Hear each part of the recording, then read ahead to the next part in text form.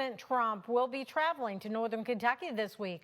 The Republican Party of Kentucky shared the news about the upcoming visit on its Facebook page. The president's visit is set for 1 o'clock Wednesday afternoon at the Verst Logistics Contract Packaging Facility in Hebron, Kentucky. Trump will also be making a stop across the river in Cincinnati that same day. According to the release, Trump will lay out the work he's doing to make America affordable again and the plan Republicans have to keep the country moving forward. Hey people, Dr. John here. This is massive. A Trump rally runs on noise, a wall of sound so dense you feel it before you enter. When that sound simply stops, replaced by silence that makes you aware of your own breathing, something has broken the spell. And that's exactly what happened. That is exactly what happened inside a logistics facility in northern Kentucky when a routine rally transformed into something else entirely. The president was mid-flow, working through his familiar cadences, the crowd locked in and responding exactly as these crowds always respond. Then a disturbance rippled through the section behind the stage. A woman had gone down, and in the space of about 3 seconds, the entire emotional architecture of the room collapsed and rebuilt itself around a completely different kind of moment. But Gavin Newsom, in an interview,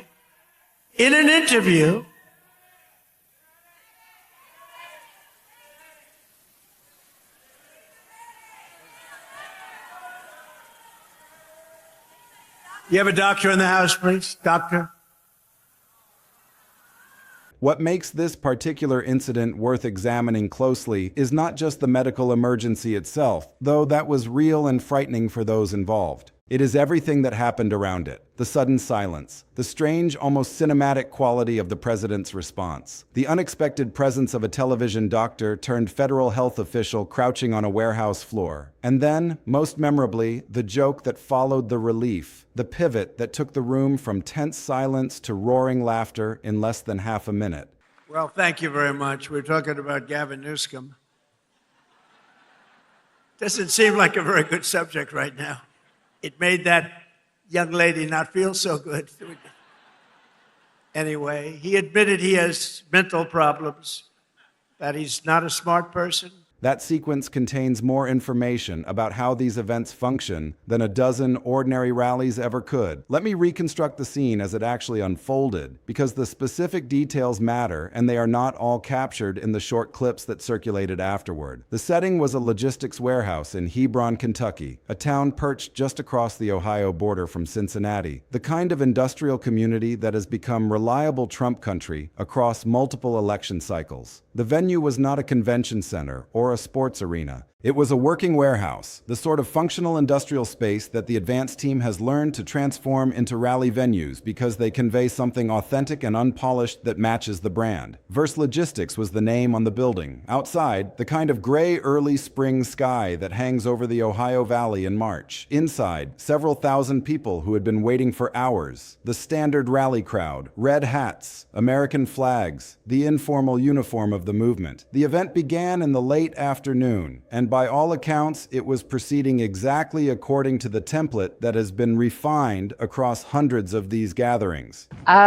We couldn't decide what time to get started, what time would anybody get started. Couldn't believe that we beat everybody out here. So we came at 6:30. They told us we had to leave, couldn't come back to 9. We walked up at 8:30 and we've been here ever since. We were so excited to see President Trump today. He's the greatest. The president at the microphone, the teleprompter scrolling through remarks that blend policy declarations with improvisational detours, the crowd responding to the familiar cues, the call and response rhythms that have become as practiced as any liturgy. The energy was high, the volume was high, everything was normal. Then somewhere in the middle of the speech, a woman standing in the crowd behind the stage collapsed. The reports do not provide extensive medical detail about what caused the collapse. These things happen at large events of all kinds. People stand for hours. The temperature inside packed indoor spaces rises well above comfortable levels. Hydration becomes an issue. Sometimes pre-existing conditions interact with the physical stress of a long rally in ways that produce exactly this kind of incident. Whatever the specific cause, the result was immediate and visible to the people standing near her. She went down and the people around her reacted with the kind of urgent alarm that a sudden medical emergency always provokes. Voices started calling out from the crowd, "Medic, doctor, we need help over here." The words cut through the ambient noise of the rally in a way that ordinary shouting does not. There is a specific quality to those calls, a register of genuine emergency that penetrates even the loudest room, and the president heard it. This is the first thing worth noting about what happened next, because it is not automatic that a speaker in the middle of a rally speech will pick up on a disturbance behind them. The acoustics of these venues are chaotic. The crowd noise creates a wall of sound that can mask individual voices. The speaker is focused on the teleprompter and the audience in front of them and the mental track of their own remarks. Missing a disruption would be understandable, but the president did not miss it. He stopped talking mid-sentence. He turned around. He looked out toward the section of the crowd where the disturbance was originating, and then he did something that, in retrospect, was the perfect response for that specific moment. He asked if there was a doctor in the house. There is something almost theatrical about that phrase, "Is there a doctor in the house?" It is the kind of line that belongs to an older era of public gatherings, a line from black and white movies and community theater productions, not from 21st century political rallies. But when the president said it, he said it without any apparent self-consciousness or irony. He said it as if it were the most natural thing in the world to say, and perhaps for someone of his generation and background, it was. The line landed in the room with a strange gravity. It signaled to everyone present that what was happening was real, that it required a pause, that the show was going to stop until the human situation was resolved. And the room went silent, not quiet in the way that audiences sometimes settle down between applause lines, silent in the way that rooms go silent when something serious has happened, and everyone present understands that cheering would be inappropriate. Thousands of people, moments earlier at full volume, now standing in a heavy stillness, necks craning toward the back of the stage, waiting to see whether the woman on the floor was going to be all right. The silence lasted for several minutes. Several minutes is a very long time in a venue that is designed for noise. Several minutes of near total quiet at a Trump rally is almost unheard of, as rare and as striking as silence at a rock concert or stillness at a sporting event. These events are not built for quiet. They are built for the opposite of quiet. So when the quiet arrives and persists, it becomes the story. During those minutes, while first responders pushed through the crowd and medical staff attended to the woman, another element of the scene came into focus that adds a genuinely unusual dimension to the whole incident. Dr. Mehmet Oz was present at the rally, and he moved toward the woman and joined the effort to help her. Now, Dr. Oz is not just a celebrity physician at this point in his career, though that is how most Americans first came to know him across years of television appearances and his own long-running show. He is the sitting administrator of the Centers for Medicare and Medicaid Services, the federal agency that oversees health coverage for more than 100 million Americans. He holds one of the most consequential positions in the entire federal health bureaucracy. And on this particular afternoon, in this particular Kentucky warehouse, he was crouched on the floor next to a collapsed rally attendee, doing what physicians are trained to do when someone needs medical attention. There are multiple ways to interpret that image. The generous interpretation is straightforward and seems correct on its own terms. A doctor was present when a medical emergency occurred, and the doctor helped. That is what doctors are supposed to do. The fact that this particular doctor happens to be a senior federal health official does not change the basic humanitarian calculus. If anything, it is reassuring that someone with medical training who serves in a position of public trust was willing to step forward, rather than hang back and let others handle it. The more complicated interpretation notes that the CMS administrator was at a political rally in the first place, and that the blending of political loyalty and public health leadership in this administration has produced a consistent pattern of putting political allies into health roles that previous administrations staffed with career professionals. That conversation is worth having, but it is a separate conversation from what happened in the moment. In the moment, a woman needed help, and help was available, and the help showed up. The woman was stabilized. She was assisted out of the venue. By all available accounts, she recovered and was going to be fine. The crowd, visibly relieved, applauded as she was helped away. Then came the pivot. Once it was clear that the medical situation was resolved, once the woman was safe and the tension had broken and the room was ready to move forward, the president returned to the microphone. He did not resume where he had left off with a somber acknowledgement of what had just occurred. He did not offer a simple expression of relief that the woman was all right,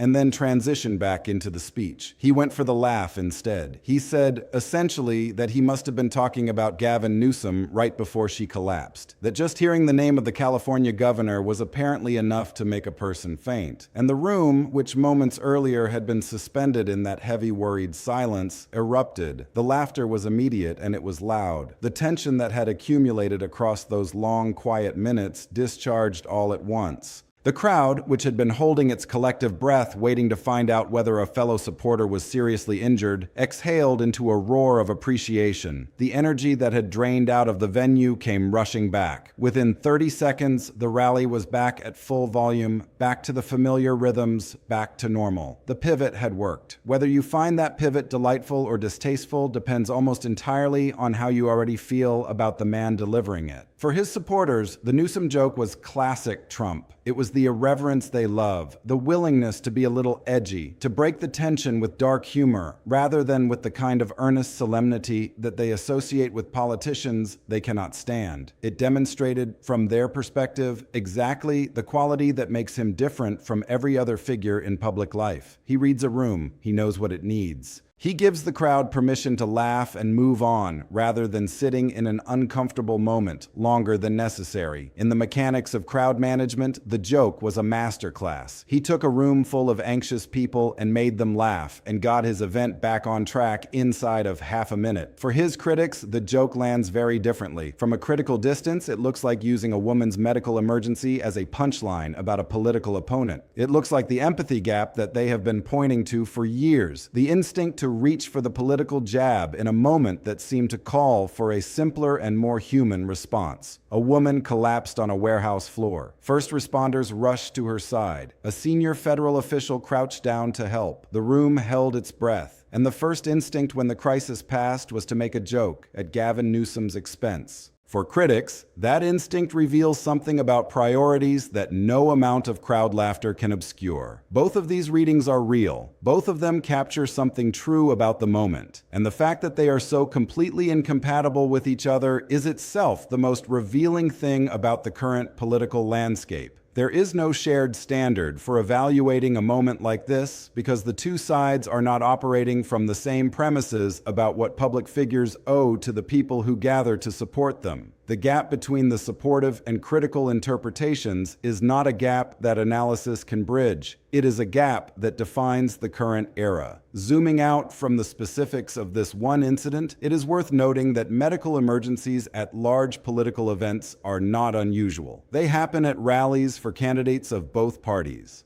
They happen at concerts and sporting events and any gathering where large numbers of people stand in close proximity for extended periods. The physical conditions that produce fainting are well understood. Long periods of standing, elevated temperatures inside packed indoor venues, sometimes inadequate hydration, the adrenalized state that comes from being part of an excited crowd. These factors combine to produce exactly the kind of incident that occurred in Kentucky. It is a feature of large events generally, not a feature of any particular politician's events. But Trump rallies receive a level of scrutiny that other political gatherings do not. Partly this is because Trump himself is a uniquely polarizing and intensely covered figure. Partly it is because the rallies have become such a defining feature of his political identity that they function as something more than ordinary events. They are not just campaign stops, and they have not been for a long time. The president is not running for anything. He is in his second term. These rallies are something closer to a standing communication channel between the president and his base, a direct, unfiltered pipeline that bypasses traditional media and delivers the president's message straight to the people who are most receptive to it. In that context, everything that happens at a rally takes on amplified significance. A woman fainting at a generic political event would merit a brief mention in local coverage and nothing more. A woman fainting at a Trump rally, with the CMS administrator rushing to help, and the president pausing his speech, and the crowd going silent, and then a Newsom joke breaking the tension, becomes a national story dissected across every platform and interpreted through every available lens. The amplification is not necessarily fair, but it is real and it shapes how these incidents are understood. The Dr. Oz dimension adds another layer that is worth examining honestly. His presence at the rally is not, on its face, scandalous. Cabinet officials attend political events. They have always attended political events. But the role that Oz occupies is not a typical cabinet position in the way that Secretary of State or Secretary of Defense are typical cabinet positions. CMS is a healthcare agency that affects the lives of tens of millions of Americans through the administration of Medicare and Medicaid. The person running it has historically been someone with deep experience in health policy and administration.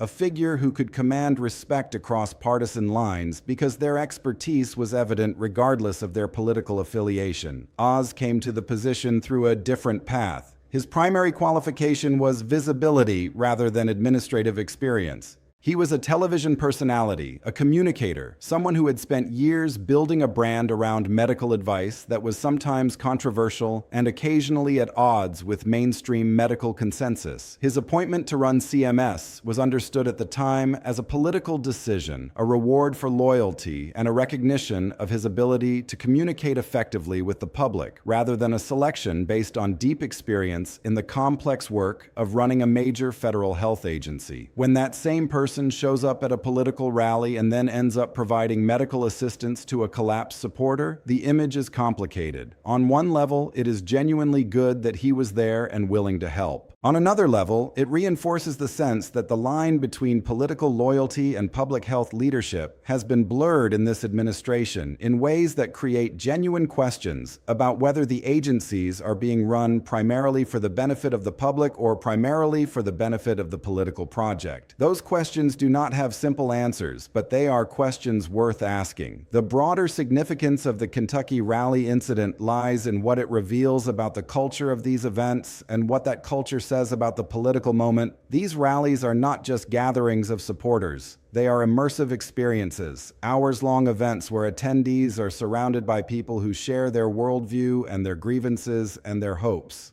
The energy in the room is not incidental to the purpose of the event, it is the purpose. The rally exists to generate and sustain a particular emotional state, a feeling of collective power and shared identity that is difficult to replicate in any other setting. When that energy is interrupted, when a medical emergency forces the room into silence, the interruption is not just a logistical problem, it is a threat to the emotional architecture of the event. The silence is uncomfortable because it breaks the spell. The crowd does not know how to process it. The usual scripts do not apply. The president's response in that moment, the doctor in the house line, the pause, the pacing, and then the joke that brought the energy roaring back can be understood as a demonstration of exactly the skill that has kept these events compelling across years and years of repetition. He knew how to manage the interruption without letting it break the event. He knew how to give the crowd permission to move from fear to relief to laughter without getting stuck in any of those emotions longer than necessary. That skill is real, and it is significant. It is part of why people keep showing up to these events even when there is no election to win and no campaign to run. They are not just there for the policy announcements or the political attacks. They are there for the experience, for the feeling of being part of something larger than themselves, and for the presence of a figure who seems to know intuitively how to guide that experience through moments of genuine disruption without losing the thread. The Newsom joke, for all the controversy it generated, was a functional piece of that guidance. It told the crowd that the crisis was over and that it was safe to laugh and that the event was back on track. The fact that it did so at the expense of a political rival is consistent with how these events have always operated.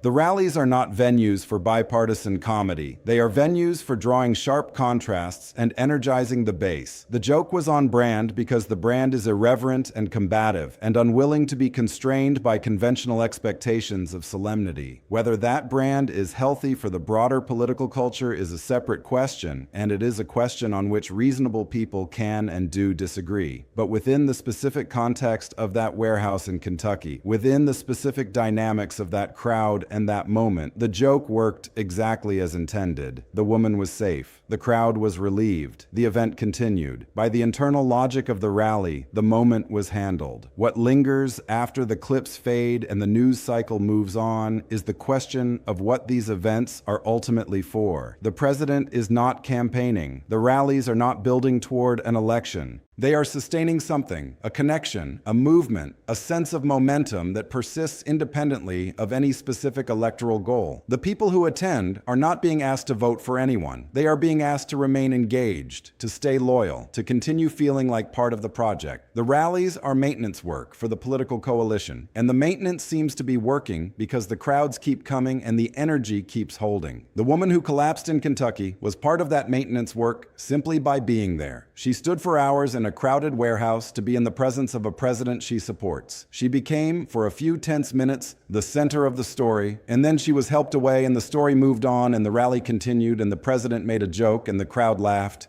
The incident became another data point in the ongoing narrative of what these gatherings mean and how they function and what they reveal about the people who lead them and the people who attend them. In the end, the Kentucky rally moment was a small story. No one was seriously hurt, no policy was changed, no election was decided, but small stories often illuminate more than large ones because they capture the texture of daily political life in a way that major events do not. They show the machinery operating under ordinary conditions with ordinary stresses and ordinary human moments interrupting the scripted flow. The silence in that warehouse, the strange old-fashioned doctor in the house line, the television doctor turned health official crouching on the floor, the joke that broke the tension, all of it together paints a picture of what a Trump rally actually feels like from the inside. And that picture, for anyone trying to understand the political landscape of this moment, is worth examining closely. The woman was all right. The crowd went home. The rally continued. And the strange few minutes of silence in a Kentucky warehouse became a memory that everyone present will carry with them and that everyone watching from a distance will interpret according to the assumptions they already hold. The moment did not change anyone's mind about anything. It just revealed with unusual clarity how the machinery works and what happens when it briefly, unexpectedly falls quiet.